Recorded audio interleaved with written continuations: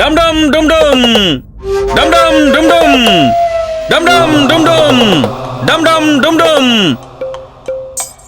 ప్రణామాలు మహారాజా. బాబా, మీరు సభలో ఏదో సమాచారం తెలియజేయాలి అన్నారు. అవునవును మహారాజా, మాకు ఒక విషయం గుర్తొచ్చింది. అందుకే అది తెలియజేయడానికి మళ్ళీ మేము ఇక్కడికి వచ్చాం. మహారాజా, ఆ రోజు రాత్రి మేము బొప్పాయి పండుని ఆరగించాం. కానీ ఆ తర్వాత మేము అక్కడే కూర్చుని మా సిద్ధుల గురించి ఆలోచిస్తూ ఉండిపోయాం. మహారాజా, ఆలోచిస్తూ మాకు ఆకలి వేసినట్టు అనిపించింది. అటు ఇటు చూసాం. అప్పుడు మాకు అక్కడ ఉన్న ఒక అనాస పండు కనిపించింది. మహారాజా, ఆకలి వేయటంతో మేము ఆ అనాస పండుని తీసుకుని ఆరగించేశాం. కానీ బాబా, మీరే చెప్పారు కదా మీరు కేవలం బొప్పాయి పండుని మాత్రమే ఆరగించారు. గురుదేవా, ఆ రోజు మేము ఆలోచనలో ఎంత లీనమైపోయామంటే మేము ఆ అనాస పండుని ఎప్పుడు ఆరగించామో కూడా గుర్తులేదు. ఏదో అప్పుడు రామకృష్ణ పండితులు గారు మాకు గుర్తు చేశారు. అప్పుడు మాకు ఈ విషయం గుర్తొచ్చింది. ఇప్పుడు సరిపోయిందా గురువు? అసలు సరిపోలేదు. గురువుగారు, ఇతనికి దానం ఇచ్చేయమని ముందే చెప్పాం కదా. కానీ మీరు మా మాట ఎక్కడ వింటారు గురువుగారు? కానీ ఇక్కడ ఎలా ఇవ్వమంటారా? అంటే దీని అర్థం నేను ఏ పండు నుంచి ఆవిర్భవించలేదా? మరైతే నేను ఎవరిని? ఇంతకీ నేనెవరి పుత్రుడిని? చిన్న, నిజానికి నువ్వు మర్రి చెట్టు కింద నుంచి ఆవిర్భవించావు, ఏ పండు నుంచో కాదు. కాబట్టి ఎవరైతే ఆ మర్రి మొక్కను అక్కడ నాటారో నువ్వు వారి పుత్రుడవే. మీరు చెప్పింది సబబుగా ఉంది రామకృష్ణ పండితులు, చాలా చక్కగా చెప్పారు. కానీ మరి అక్కడున్న మర్రి చెట్టుని ఎన్నో సంవత్సరాల క్రితం నాటి ఉంటారు. మరి ఆ మొక్కని ఇప్పుడు ఎవరు నాటారో అది ఎలా తెలుస్తుంది? మహారాజా, తమరు అనుమతిస్తే. తప్పకుండా అనుమతిస్తున్నాము. మహారాజా, మీకు కూడా తెలుసు కదా, విజయనగరంలో ఎప్పుడు ఏ మొక్కను నాటినా సరే దాని గురించిన వివరాలు లిఖించి సురక్షితంగా ఉంచడం జరుగుతుంది. పైగా ఈ సాంప్రదాయం మీ పూర్వీకుల నుంచి ఉంది కదా మహారాజా. అవును, మాకు తెలుసు. మహారాజా, ఈ మర్రి చెట్టును గురించి చరిత్రలో రాసి ఉంది. పైగా ఇది నాకు బాగా గుర్తుంది. ఇది నాకెందుకు ఇంతలా గుర్తుంది అంటే, పైగా ఇది మీకు సంబంధించింది కాబట్టి నాకు గుర్తుంది మహారాజా. మాకా? అవును మహారాజా, విజయనగర రాజ్యాన్ని స్థాపించిన 100వ వార్షికోత్సవం సందర్భంగా మీరే స్వయంగా ఈ మొక్కని మీ తండ్రి గారి సాన్నిధ్యంలో నాటారు మహారాజా.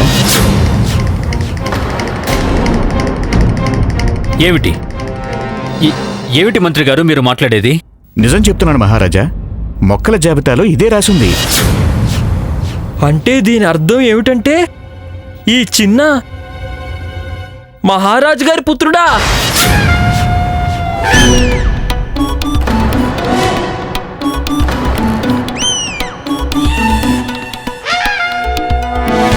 మహారాజు నా తండ్రి గారు. మిమ్మల్ని తండ్రిగా పొందడం నా అదృష్టం మహారాజా.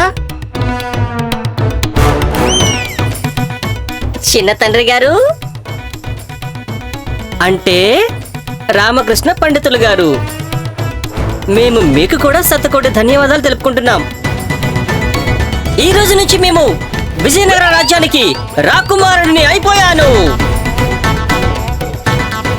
ఎక్కడ నా స్థానం? ఎక్కడ? అక్కడ.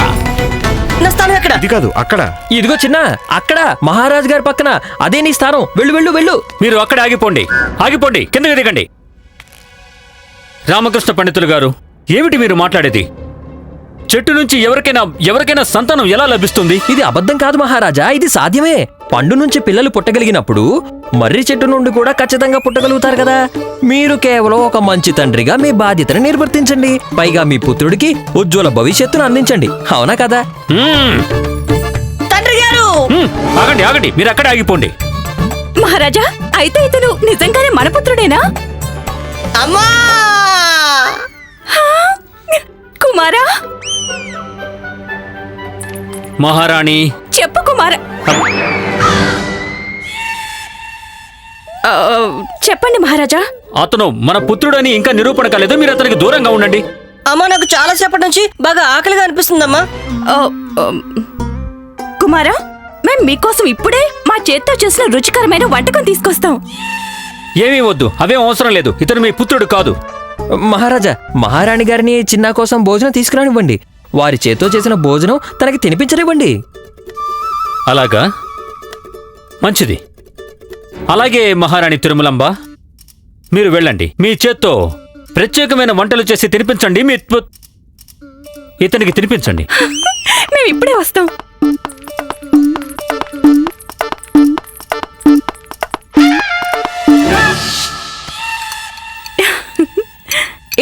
ఇదేంటమ్మా? ఇదా? ఇది సొరకాయతో చేసిన పాయసం. సొరకాయతో చేసిన పాయసమా? పెట్టండి అమ్మా, నాకు చాలా ఆకలిగా ఉంది.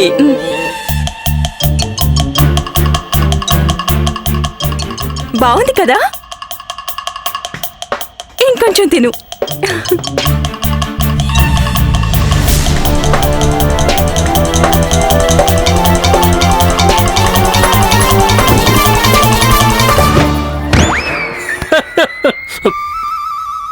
కుమారా, కుమారా, కుమారా, ఏమైంది నీకు? మహారాజా చూడండి, మన పుత్రుడికి ఏదో అయింది. మహారాజా,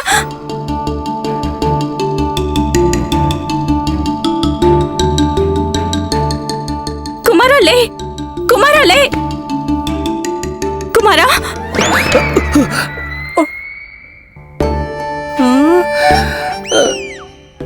నేను ఎక్కడున్నాను? నేను వండి తెచ్చిన రుచికరమైన వంటకాలకి చాలా దగ్గరలో ఉన్నావు. ఇదిగో తిను. వద్దు, వద్దు, నేను తిన్ను, నేను తిన్ను. తండ్రి గారు నన్ను కాపాడండి. అసలు ఏం వంటలివి? నేను తిన్ను. వద్దు, వద్దు, వద్దు, వద్దు, వద్దు. నేను ఇవి తిన్ను. మహారాజా, ఇతను మన పుత్రుడు కాదు. ఇతను మన పుత్రుడయ్యే ప్రసక్తే లేదు.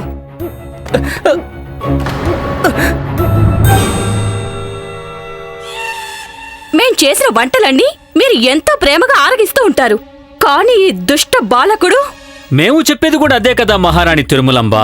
ఇతను మీ పుత్రుడు కాదు. ఎందుకంటే మీరు చేసిన ప్రత్యేకమైన వంటలు చాలా రుచిగా ఉంటాయి.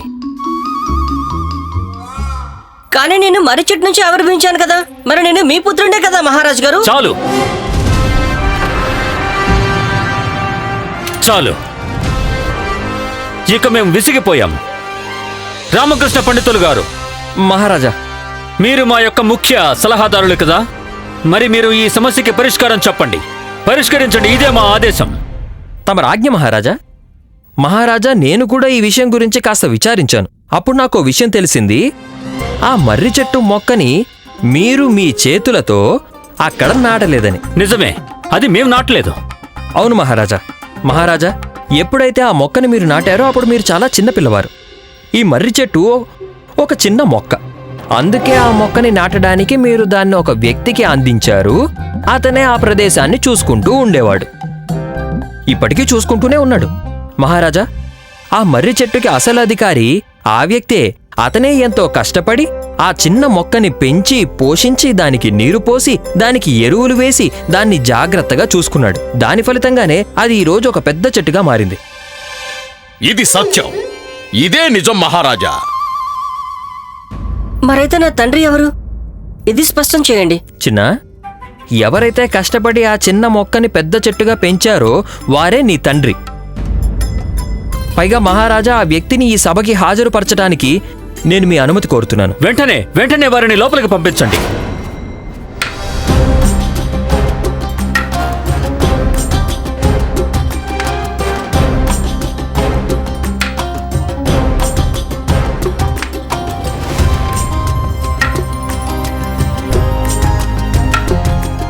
ప్రణామాలు మహారాజా. ప్రణామాలు మహారాజా, ఇతను రంగయ్య. ఇతను శ్మశానానికి కాపలా కాస్తుంటారు. పైగా అక్కడే నివసిస్తూ ఉంటారు. వీరు ఎంతో కష్టపడి ఆ చిన్న మొక్కని పెద్ద చెట్టుగా పెంచారు. చిన్న, నువ్వు ఒక ప్రశ్న అడిగావు కదా, నువ్వు ఎవరివని, నీ తండ్రి ఎవరు అని. ఈ రంగయ్యే నీ అసలు తండ్రి. వెళ్ళు వెళ్ళు, వారి పాదాలకి నమస్కారం చేసి వారి ఆశీర్వాదం తీసుకో. వెళ్ళు వెళ్ళు చిన్న మానవుడా, నీ తండ్రి నీ ఎదుటే ఉన్నారు కదా, వెళ్ళు, వెళ్ళి ఆయన్ని హత్తుకో, వెళ్ళు. లేదు లేదు లేదు, నేను ముసలివాడిని, చేతవాడిని కన్నైపోయాను. నాకు ఒక పుత్రుడు కావాలి. రేయి పగలు నాకు సేవ చేస్తూ నన్ను జాగ్రత్తగా చూసుకోవడానికి కొడుకు కావాలి. ఈ రోజు నా కోరిక నెరవేరింది. రా కుమారా, వచ్చి నన్ను హత్తుకో. వెళ్ళు చిన్న, నీ తండ్రి గారి దగ్గరికి వెళ్ళు.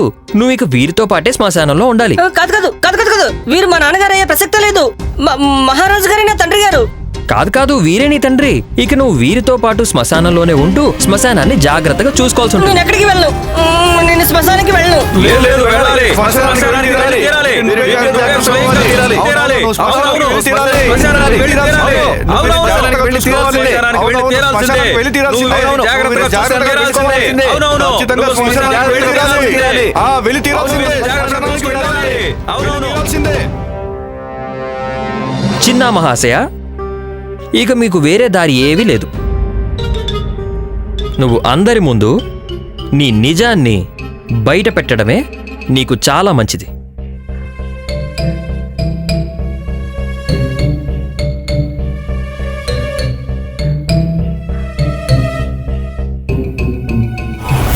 ఇది నిజమే మహారాజా.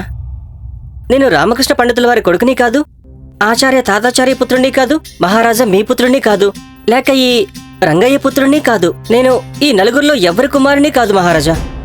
పైగా నేను ఏ పండు నుంచి కానీ చెట్టు నుంచి కానీ ఆవిర్భవించలేదు. ఇదంతా నేను ఆడిన నాటకమే మహారాజా.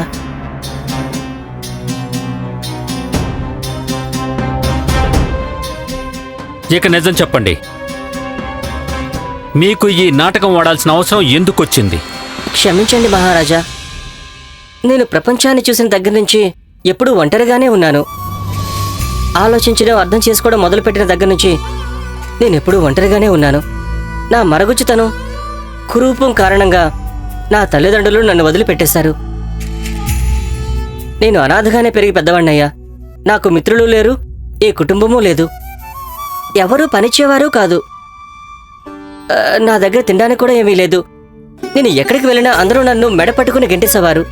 పైగా నా మరగుజ్జుతనం కారణంగా నన్ను హేళన చేసేవారు. నేను జీవితంతో విసిగిపోయాను మహారాజా. అలా తిరుగుతూ ఒకరోజు విజయనగరం చేరుకున్నాను. నా తలరాతను తిట్టుకుంటూ మర్రి చెట్టు కింద కూర్చున్నాను. అప్పుడే నాకక్కడ గురుమాత హారతిపల్లెం ప్రసాదం తీసుకుని రావడం చూశాను. ప్రణామాలు బాబా. డమ్ డమ్ డుమ్ డుమ్. వారి మాటే మా మంత్రం. చెప్పమ్మా, ఏం కావాలి? బాబా, మాకు పిల్లలు లేరు. నేను మీ మహిమల గురించి చాలా విన్నాను. నా మీద కూడా దయ చూపించండి బాబా. మాకు నీ ఉద్దేశం తెలిసిపోయింది తల్లి. ఇదిగో ఈ బొప్పాయి పండు తీసుకో. అలాగే బాబా. దీన్ని తీసుకెళ్ళి మర్రి చెట్టు కింద జాగ్రత్తగా పెట్టేయండి. నీకు పుత్రప్రాప్తి కలుగుతుంది. తమరి ఆజ్ఞ బాబా. ఆ తర్వాత జరిగిందంతా మీ అందరికీ తెలుసు. నన్ను క్షమించండి మహారాజా. నేను చేసిన అపరాధాలన్నీ పరిస్థితుల ప్రభావంతోనే చేశాను. అందుకు నేను సిగ్గుపడుతున్నాను మహారాజా. మహారాజా, ఈ అపరాధం చేయటంలో ఈ మహాశయునికి ప్రమేయం చాలా ఎక్కువగానే ఉంది. నేనా? ఇందులో నేను చేసిందేముంది? రామకృష్ణ పండితులు గారు, మీరు నాకు మాటిచ్చారు కదా. నేను కేవలం మీ గెడ్డం కాల్చడాన్ని మాత్రమే మాటిచ్చాను. నేను నా మాటని నిలబెట్టుకున్నాను. చూడండి, మీ గెడ్డం సంపూర్ణంగా సురక్షితంగానే ఉంది. మహారాజా, అందరికంటే పెద్ద అపరాధి ఈ గంగు గ్రహణం బాబానే. ఇతను ప్రజల మనోభావాలతో ఆడుకుంటూ వాళ్ళని దోచుకుంటున్నాడు కూడా. మహారాజా, నన్ను క్షమించండి మహారాజా. కొత్వాల్ గారు, మహారాజా, తమరి ఆజ్ఞ మహారాజా. సైనికులారా, ఇతను ఎంత దుష్టుడో తెలిసింది కదా. ఇతను అందరినీ మూర్ఖుల్ని చేశాడు. మా గురించి గనక ఎవరికైనా చెప్పినా లేక మా బండారం బయట పెట్టినా నీ శిక్షణ పెంచేస్తాం. రామకృష్ణ పండితుడు నీ గడ్డాన్ని కాల్చుండకపోవచ్చు, కానీ మేము నీ గడ్డాన్ని ఖచ్చితంగా కాల్చేస్తాం. సైనికులారా, మహారాజు గారి ఆజ్ఞని పాటించండి. ఈ దుష్టుడిని తీసుకుపోండి. రామకృష్ణ పండితులు గారు, ఇప్పుడు మీరు చెప్పండి, ఈ మహాశయుని విషయంలో మీరు ఏం సలహా ఇస్తారు? వీరిని ఏం చెయ్యాలంటారు?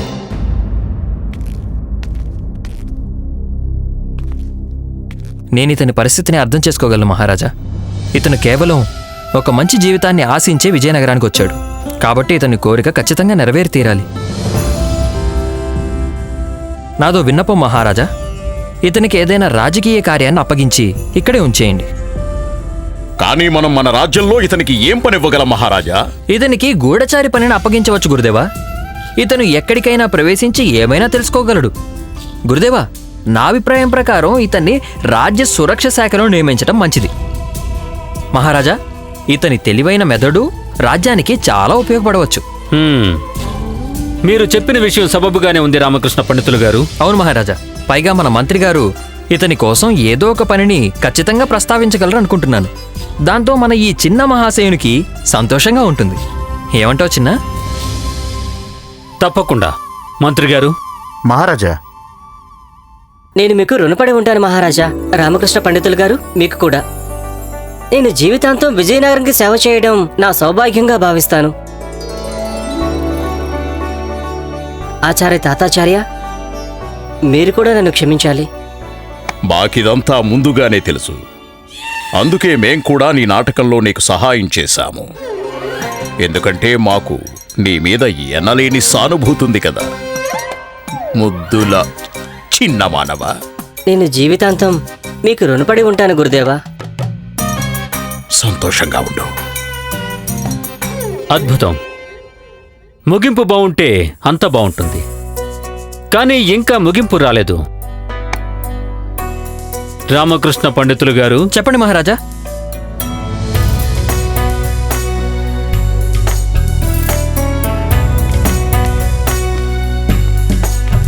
మళ్ళీ పురస్కారం ఏమి దక్కట్లేదు కదా? అదే ఏంటుంది గురువు గారు? మహారాజా, రామకృష్ణ పండితులు గారు, మీరు మా చిన్న మహారాణి గారిని ప్రత్యేకమైన వంటకం చేసి తీసుకురమ్మని ఎందుకు చెప్పారు? అది చాలా అవసరం మహారాజా. సమస్యని పరిష్కరించడానికి చాలా అవసరం. తమరు మా చిన్న మహారాణి గారి పాక కళని హేళన చేయడం లేదు కదా? లేదు లేదు మహారాజా, అస్సలు కాదు. శివ శివ శివ శివ శివ. లేదు, మాకలా అనిపించింది రామకృష్ణ పండితులు గారు. అందుకే మేమేమనుకుంటున్నామంటే మీకు శిక్ష పడి తీరాలని, మీరు అందుకు తగిన వారే అని. మీరు తప్పు అయితే చేశారు. పైగా ఆ శిక్ష ఏమిటంటే ఈ రోజు రాత్రికి మనం కలిసి భోజనం చేద్దాం. అలాగే మహారాజా. మీరు మీ ఇంటి నుంచి భోజనం తీసుకురండి, దాన్ని మేము ఆరగిస్తాం. మీరు చిన్న మహారాణి గారి చేత్తో చేసిన ప్రత్యేకమైన రుచికరమైన వంటకాల్ని ఆరగించండి, సరేనా? మహారాజా, సిద్ధంగా ఉండండి రామకృష్ణ పండితులు గారు. ఈ రోజు రాత్రి కలిసి భోజనం చేద్దాం.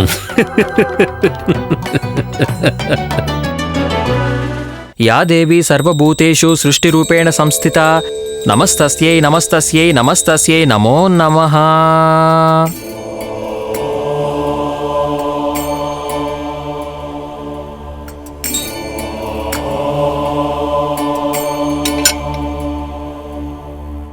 అమ్మా, ఈరోజు నేను ఇలా ఉన్నానంటే అది నువ్వు చూపిన దయవల్లే అమ్మా. మీ ఆశీర్వాదంతోనే నేను ఇలా ఉన్నాను. మీ ఆశీర్వాదం ఎప్పుడు నా మీద ఇలానే ఉండేలా చూడండమ్మా.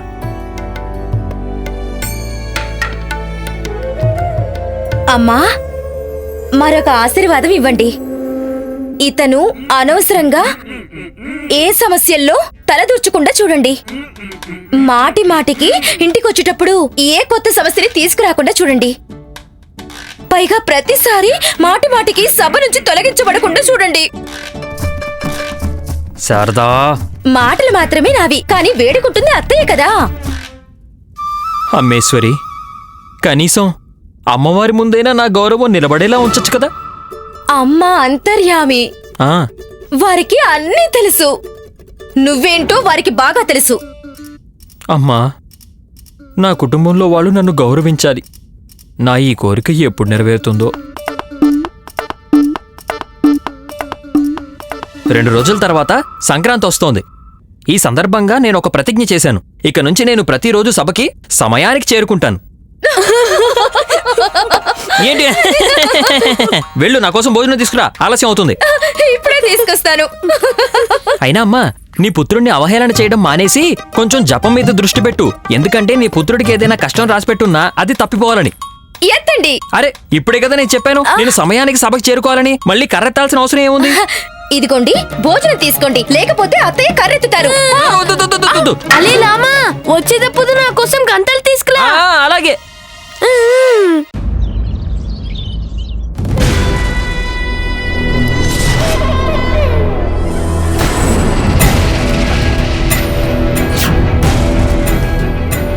చదరంగం కొన్ని ఎత్తులతో ఆడే ఆటే, కానీ ఈ ఆట కురుక్షేత్రంకి తక్కువేం కాదు. ఇది నేను పన్నిన పన్నాగం. నా నుంచి ఎవ్వరూ తప్పించుకోలేరు. ఎంతోమంది రాజులు నాకు బానిసలయ్యారు. ఇప్పుడిది కృష్ణదేవరాయని వంతు. నేను ఈ రోజు వరకు ఎప్పుడూ ఓడిపోలేదు. ప్రతి ఎత్తుని బాగా ఆలోచించి వేస్తాను. విజయనగరం పేరుతో శంఖం పూరించాం. ఇక ప్రతి ఎత్తు ఈ రాజు వేసే ప్రతి అడుక్కి అడ్డుగానే ఉంటుంది. తెలుసుకో కృష్ణదేవరాయ, నీ ప్రతి ఎత్తుకి పై ఎత్తు మేమే వేస్తాం. ఇది ఈ ధనుంజయ ముద్రయారు ఇస్తున్న మాట.